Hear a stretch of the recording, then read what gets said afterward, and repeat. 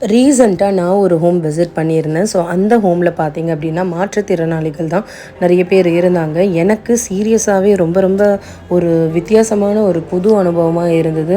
ஏன்னா நான் நிறைய முதியோர் இல்லம் போயிருக்கேன் அண்ட் குழந்தைங்கள் காப்பகம்லாம் போயிருக்கேன். பட் இங்கே எல்லாரையும் வந்து பார்க்கும்போது எனக்கு ரொம்ப அவ்வளோ கஷ்டமாக இருந்தது. பட் இருந்தாலும் என்னுடைய லவ் அவங்களுக்கு கொடுக்கணும் அப்படின்னு சொல்லிட்டு நான் வந்து அவங்களுக்கு கேக் எடுத்துகிட்டு போயிருந்தேன். அண்ட் அவங்கக்கிட்டேயும் கேட்டிருந்தோம் என்ன வேணும் அப்படின்னு சொல்லிட்டு அண்ட் அவங்களும் சொல்லியிருந்தாங்க. ஸோ அதுக்கு நாங்கள் எங்கள் சப்போர்ட்டை வந்துட்டு கண்டிப்பாக Riya Mehndis and Riya inspiration trust சார்பாக அவங்களுக்கும் கொடுப்போம். ஸோ இன்றைக்கி போயிட்டு வந்த டே வந்து எனக்கு வந்து ரொம்ப ஹாப்பியாகவும் இருந்தது.